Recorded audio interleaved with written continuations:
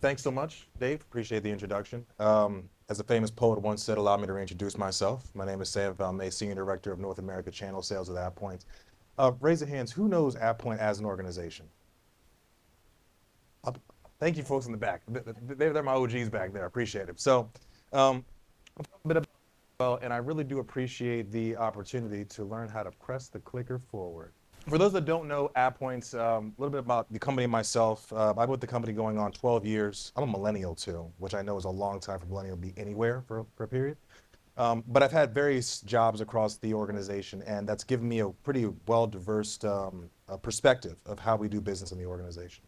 Um, with that being said, I've moved across not only in channel, but also product development. But frankly, being in sales now, has anyone ever experienced imposter syndrome? I'll be honest with you folks, in the recording in the back, I'll say it on the record, I'm really just an engineer to learn how to put on a suit, frankly. So I started off with solution engineering in our public sector business back in 2013, and I was going on site, Department of State, HHS, and basements where there was zero Wi-Fi. I learned how to troubleshoot logs by myself in my early 20s. A lot of sweat, right? But you learn how to actually really intimately leverage the technology. In AvePoint, what we essentially do is data security for our customers, really around M365 managed services for our partners. And that's really where our ecosystem is being built out. So moving from engineering, getting into more services, I also did product development, and now moving into channel. I had the opportunity to work with thousands and thousands of partners around the world, primarily focused in North America, but I've worked with our doc team, our teams in Japan, and really that was my time building out our first ever partner program. And that's when I actually got connected with the Impartner team and Mike Kirby. Do folks here know Kirby at least? There you go. Give him a round of applause. There you go. There you go. You bribing these people too? I thought it was just me. There you go. But during that time, working with AvePoint's and working with Impartner, we actually got the chance to develop out our partner experience and build out the portal. And my CEO had this great idea. He said, we're actually going to build this thing out and we're going to give you 6 months, right? You know how CEOs are. We're going to do 70% growth this year. Lock eyes, right? 70% growth. The marketing budget going up? No. Okay. I got kids to feed, bro. Like, let's figure this out. But we did. And honestly, we were able to roll out the Impartner platform and thanks to great CSMs like Ben in the back. And really the effect that had on our business and really the profound results were that we really converted, I don't want to say overnight, but it was rapidly from doing a lot of direct sales into a channel focused company with the power that Impartner enabled on us. So what I'm here to talk to you about today is how we continue to evolve those challenges that we've had, because the more you grow with partners, you run into just new levels to different issues, right? So that is my QR code in the front. If it's up to you, you can go ahead and scan that. That has all my information as far as if you want to learn more about the organization, what it is that we do, or book a meeting with me, feel free to connect on LinkedIn. If you just search for me, there's two of us, me and my dad. I don't have a doctorate in philosophy. That's definitely my father, so that's a direct link to me. On to the next slide here. Let's talk about the challenge that we had. So I guess I can put this down. You're doing great, Jay. We have, as the other slide showed, around 1,300 partners. So that's what my team manages. So I have a team of 7 that oversees all these different partners in North America.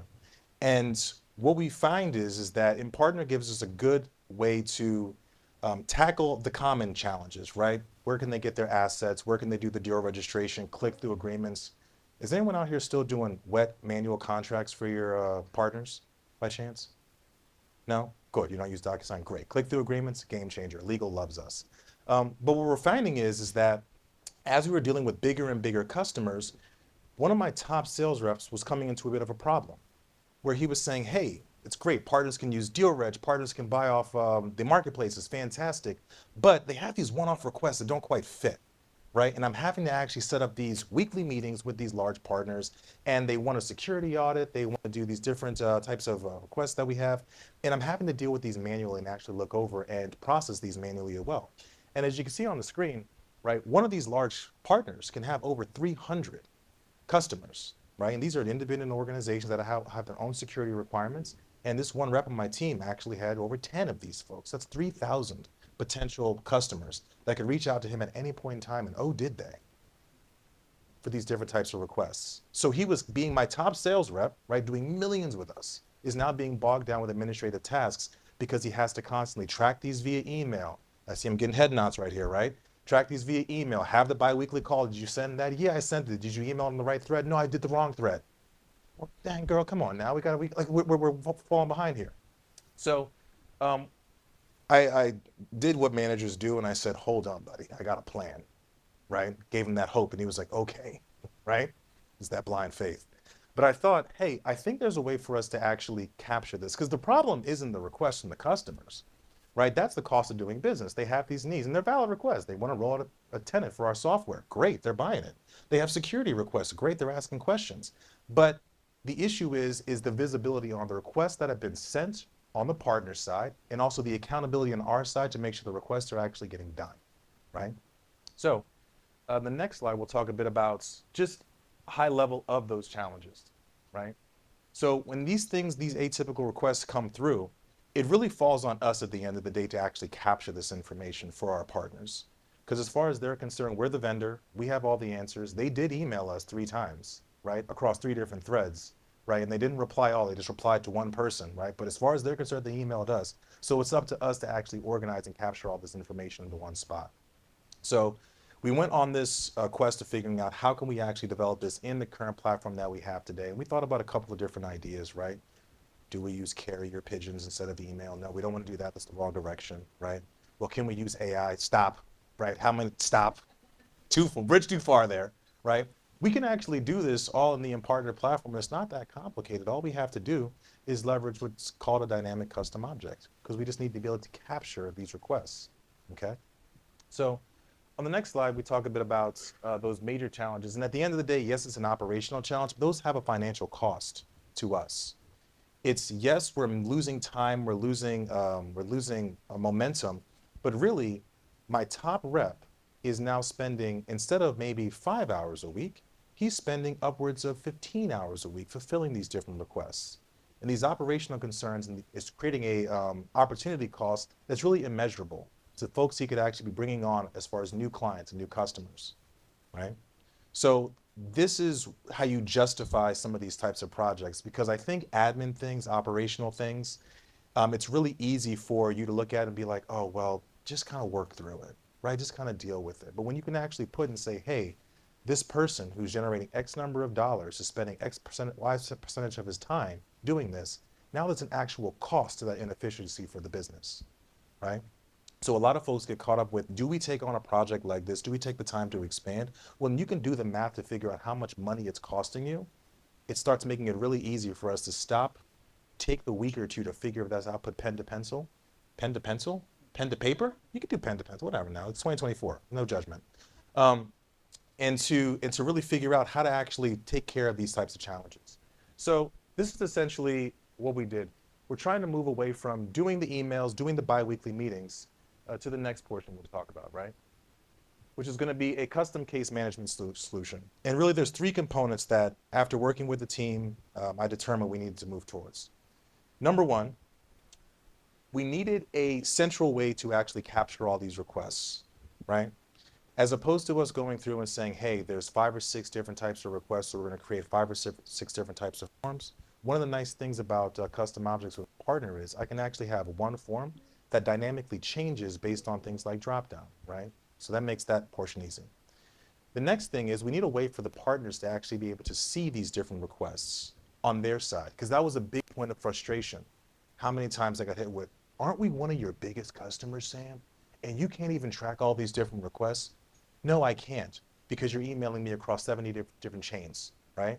All they were really asking for at that point in time was the ability to see all the different requests that they have inside one dashboard, and also see the status updates for those as well, okay?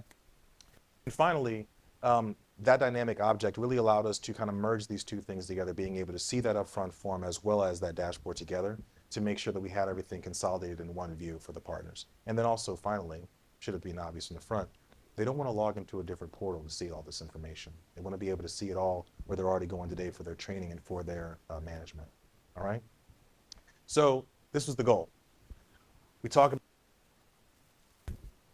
which was email requests being missed items, and ultimately time. into the new flow that we were trying to push forward.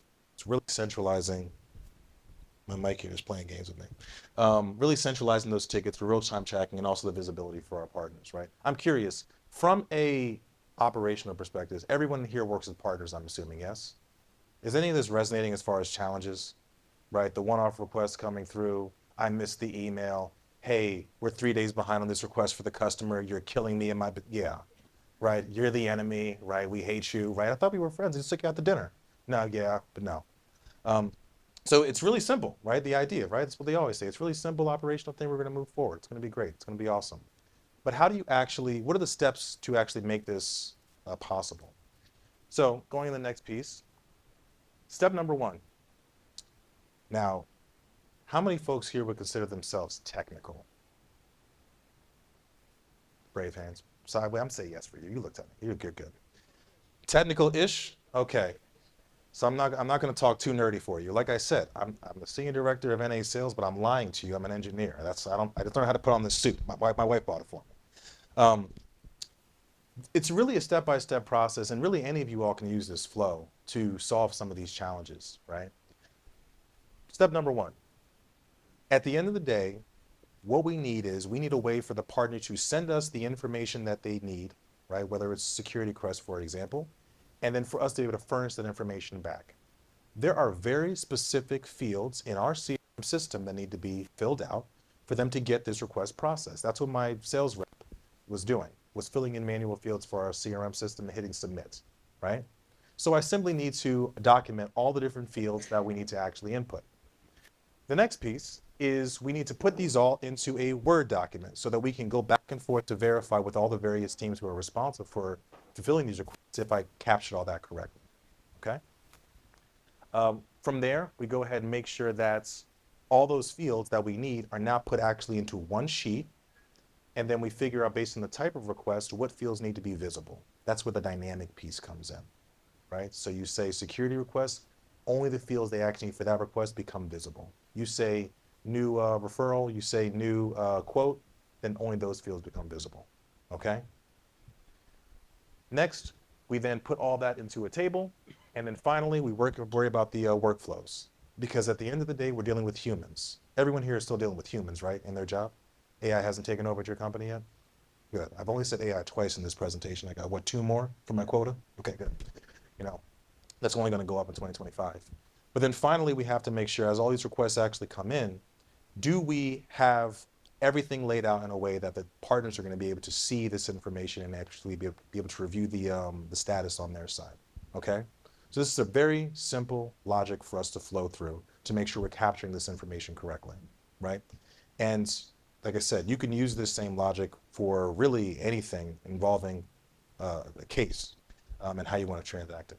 So this is by far the eye chart. This is the nerdiest thing you're going to see all day from me, at least. But that wouldn't show you some practical examples of what this looks like. Okay, Ben knows this. He knows this document really well. He was one of the helps that helped us develop it. So in practice, what we did was we took all those different fields that we need to actually input for this system. And I'm very, very big, especially when we even rolled out Impartner the first time. You have to make sure that you are documenting these kind of workflows and these kind of processes to make sure they're easy to follow, make sure people can collaborate on them, and more importantly, bless you, the person that comes after you needs to be able to follow your logic, right?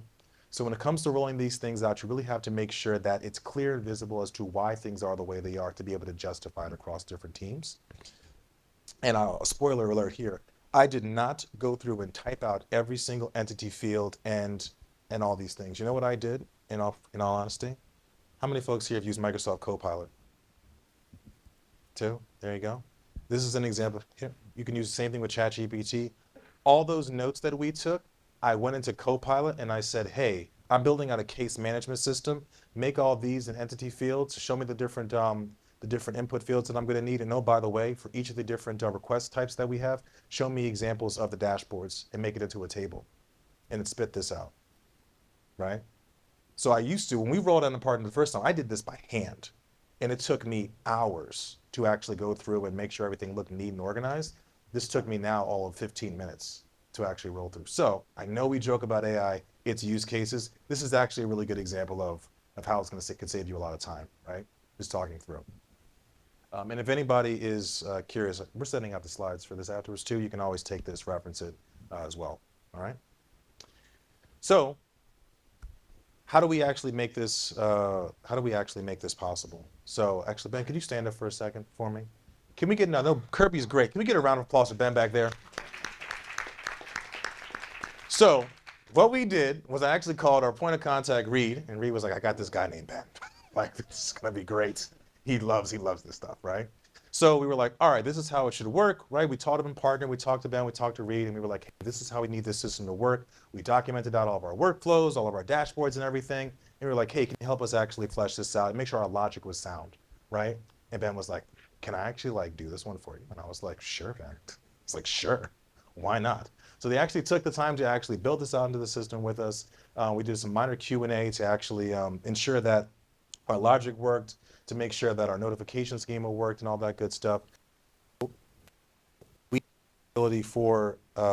really had the ability to partner again with the Impartner team. And that's one of the superpowers I think that they actually have, is to not only help you verify your logic works, but also work with you on these kind of projects to really make sure that you're doing it with industry best practices, right? Because I can have all the greatest ideas of the world, and they say don't reinvent the wheel. Folks like make sure we don't do, right?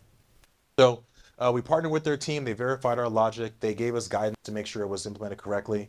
And then we were simply going through a QA phase to make sure that this was done. And on the next portion, the next question became, how do we actually run this? Because once again, I don't have $1 million sales rep in my team actually fulfilling these requests. We happen to have a division in Manila. And because now, very important detail, you might say, well, couldn't the team in Manila just done this all from the beginning? Did you really need to build out a case management system in Impartner? I mean, they could have been on the 75 different emails per week, I guess.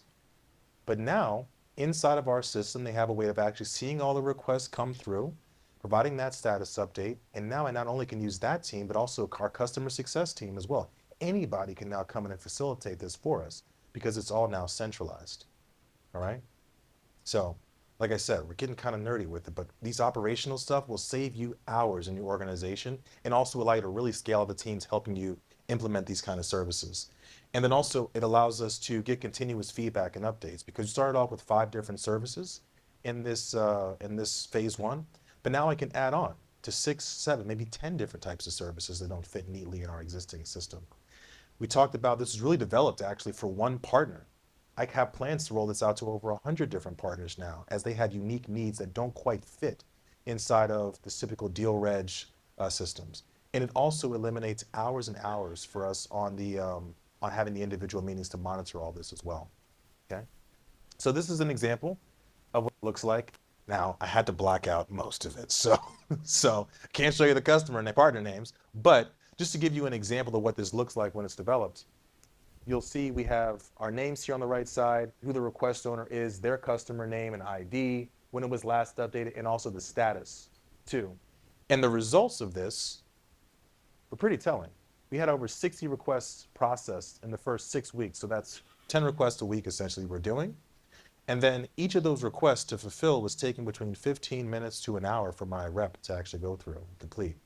Now this is all being handled by a different team, allowing my top seller to continue selling. Right? And by the way, this was for one of those partners we had, right? We have a couple dozen other partners who are going to be able to use this and actually be able to scale out our time even further, right?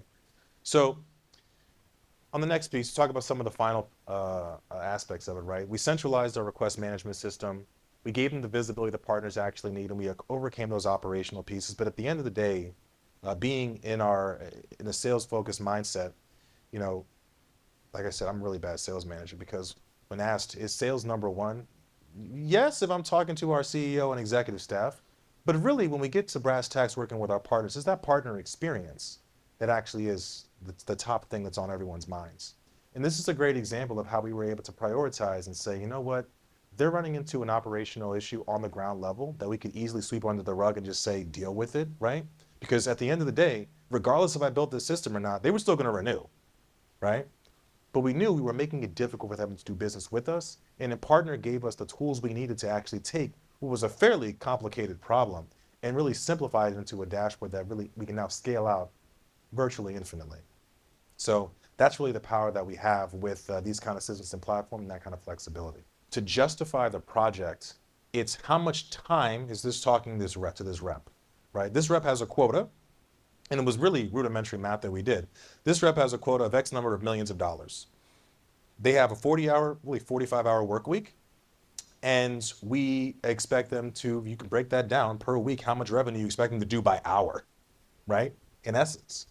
And that's how we said, hey, it's costing us, at the time, it was out costing us into the millions of dollars of this rep's time to do this, right?